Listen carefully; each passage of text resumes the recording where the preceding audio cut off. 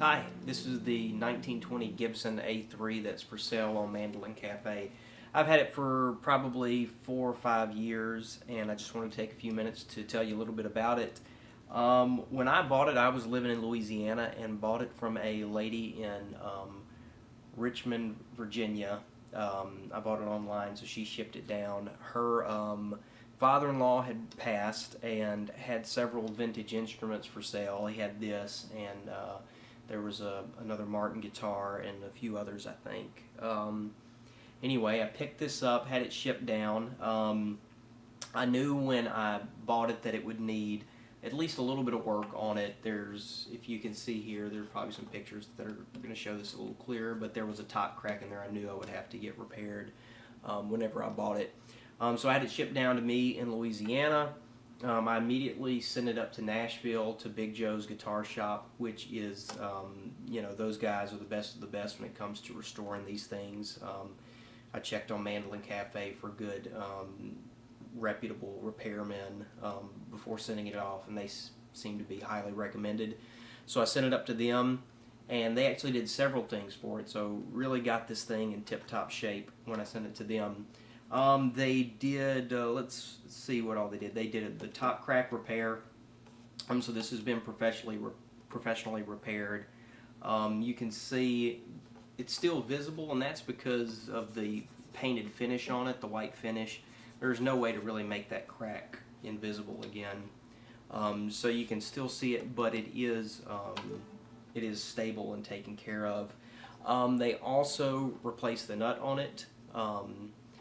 They put on these Reproduction Golden Age tuners. I still have the original tuners in the case, so it comes with these and the original tuners. They put a Randy Wood adjustable bridge on it. I still have the non-adjustable bridge in the case. Did an entire refret of the instrument and leveled the frets. These are the small fret wire, just like on the original mandolin, and cleaned it up. And there was one other thing. Oh, there was a tiny seam separation when I bought it. I didn't even know it was there. When I sent it up to them, they said there was just a small one, like enough to like slide a piece of paper through. So they completely re-glued the seams back together. So really did everything to get this thing in tip-top playing condition and ready to last hopefully another 90 years or so.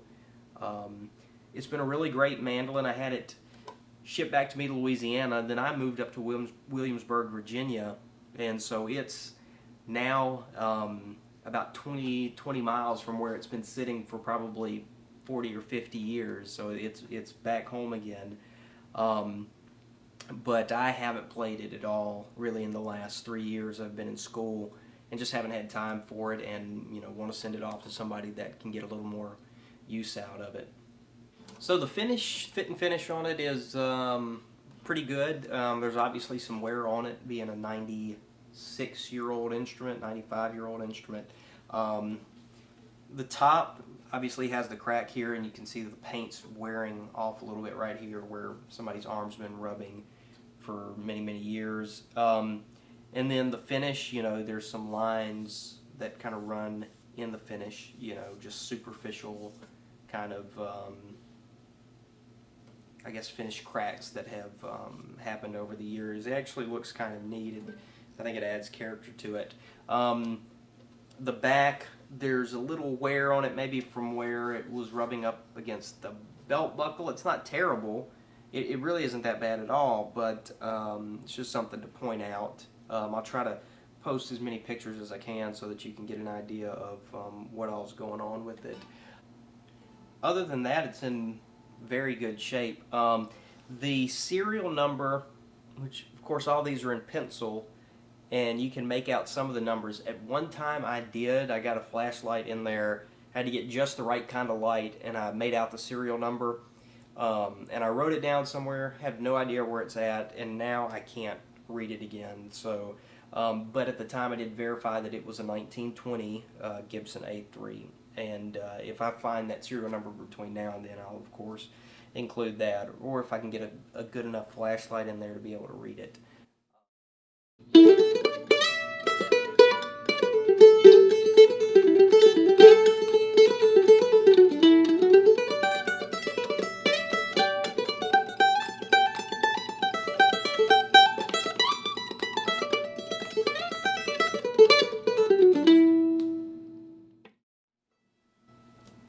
So it has a really good sound. I've really only used two different kinds of strings on it, the Diodario medium gauge and the Diodario light gauge, which is what's on there now.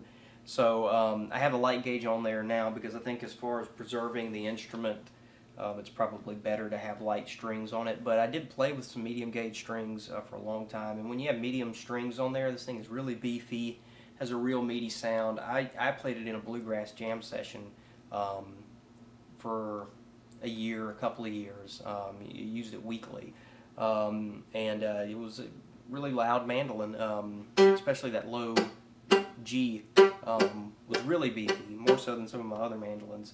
But with the light strings on it, it's obviously a little more delicate, a little more stringy sounding, but it still sounds very good.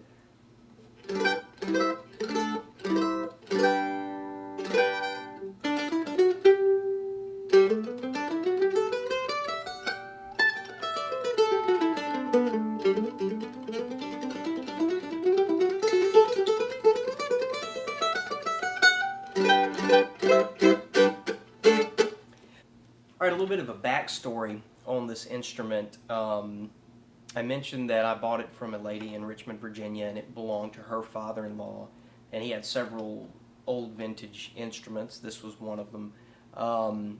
He actually, she said, recorded music for the Three Stooges, so I guess maybe like some of the movies he played like on the soundtrack or something like that. I don't know what instruments he played, if he ever played mandolin on it or not, but she did say that he did that for a long time. I don't know if he was the original owner or not. I think he had it for a very long time. When I got it, it didn't have the original case with it. Either they couldn't find the case, or when he bought it, whenever, it didn't have the case with it. So the lady that I bought it from actually went to a music store, picked up a mandolin case, and shipped it in that.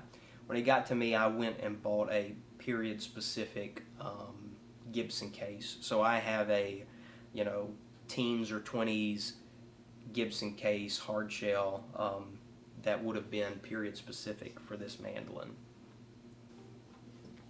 I replaced the, or had Big Joe's Guitar Shop replace these tuners on here. The original tuners were a little stiff.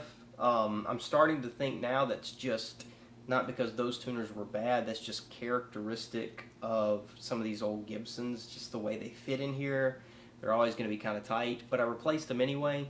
These Reproduction Tuners, if you haven't seen them, are awesome. They look exactly like the tuners that came, the original ones. I mean, it's like identical. You wouldn't be able, if I put them side by side, you probably wouldn't be able to tell which ones they are.